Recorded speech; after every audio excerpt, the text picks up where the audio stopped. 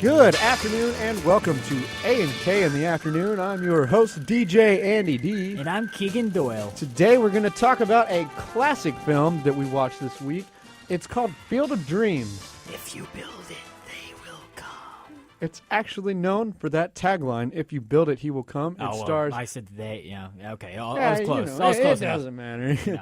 You were close. It stars Kevin Costner as the main character, Ray, James Earl Jones as Terrence Mann, and Ray Liotta as Shoeless Joe Jackson, a former ball player. What happens in this is that he gets a voice in his head that says, if you build it, he will come.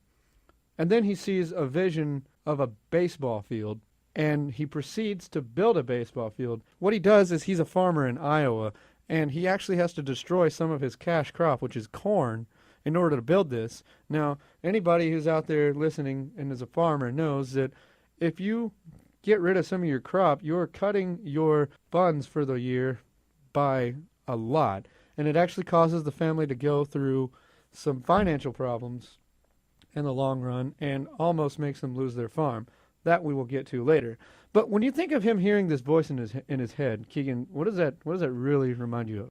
Yeah, it really reminds me of the different ways that God speaks to people.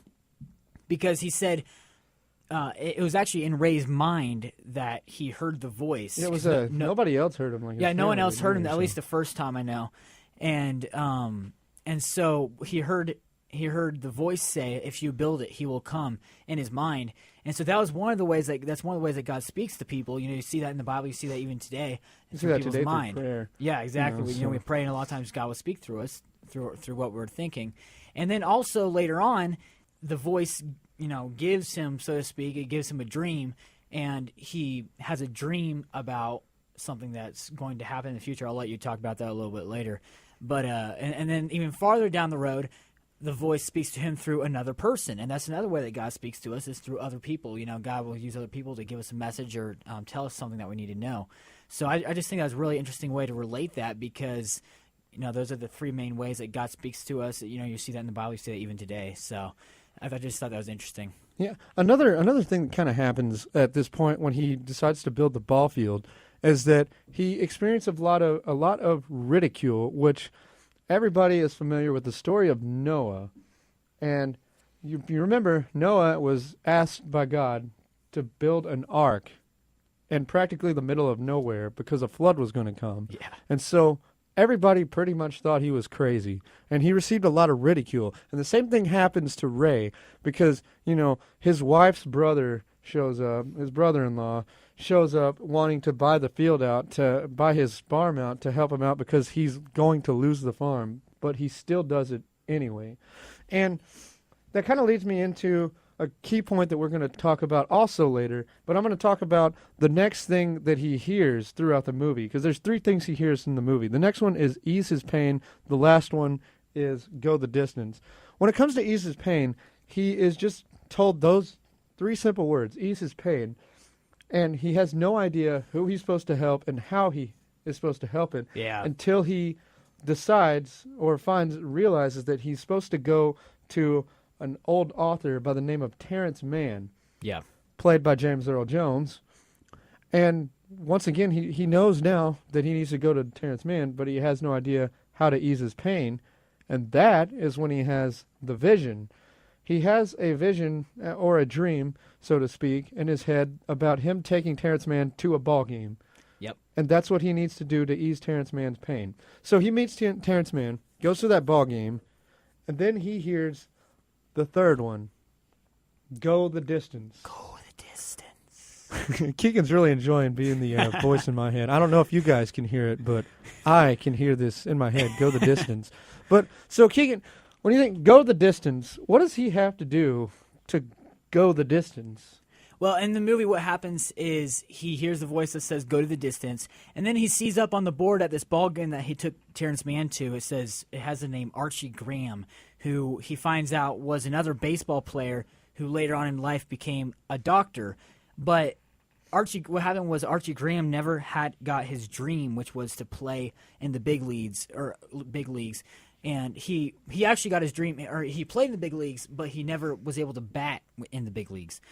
So Ray goes and finds Archie Graham and then takes him back to his home in Iowa, where the other ghost players that had come from the cornfield were playing baseball on the field that Ray had built. And so Archie Graham finally gets his dream to hit in the big leagues, which is pretty interesting. Sweet.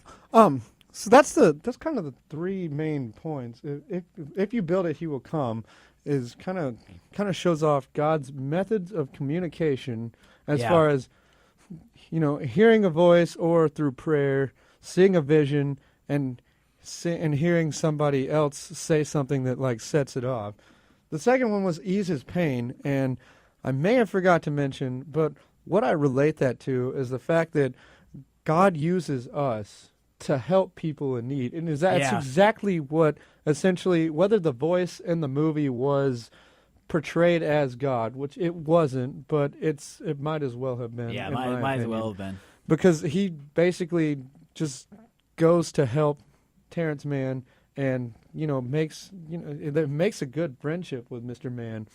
And then later on, he's told to go the distance, and he is basically asked to drop everything and travel to, I believe, Minnesota. Yeah. I think it was, to find Archie Graham. And that's one thing we need to remember is that if you're called to do something, you should just drop everything and go. And that's exactly what Jesus did when he called his disciples. They Yeah. just, relating back to last week with God, with the Son of God, he just, if you saw him, you get to see him, have everybody drop everything. For instance, you have the fisherman who stopped fishing essentially after, just dropped everything, Years of followed doing Jesus. it. The taxpayer, Yeah. Or the tax collector. taxpayer, we're all taxpayers. Yeah, really.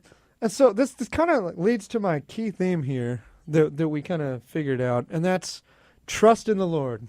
Trust in the Lord with all your heart. I believe we have a Bible verse, and Keegan, I want you to read this verse. It comes from Proverbs 3, verse 5 through 6. Yeah, it says, "Trust in the Lord with all your heart, and lean not on your own understanding. In all your ways submit to him, and he will make your paths straight." I just think that's a really, really powerful verse, and it really relates well to this movie because, Ray didn't really know what the next step would be after he took that first step, after just he built the baseball Went for it. field. He just did it. He had no idea what was going to happen. And even once he went to help Terrence ease his pain, he really had no idea what or why that was happening. And the same thing happened through most of the movie.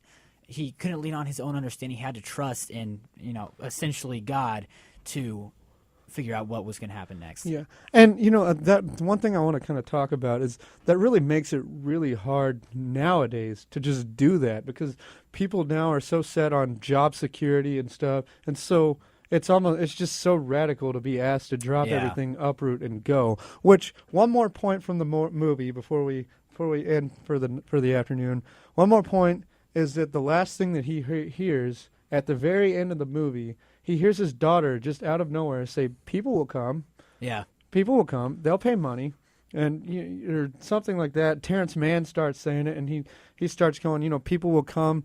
They will ask to see. They'll be here. They'll be bored, and they will see this ball field. They will come and ask to see it, and you'll say, there's $20, and people will come." And then the movie ends with just a line of cars that are like on at night that are on the Yeah. way. And I thought that was just such a great ending. it's so powerful. Well, I want to thank you all for listening to A&K. That was our episode on Field of Dreams. Remember, go the distance, help people in need, and listen to that voice in your head.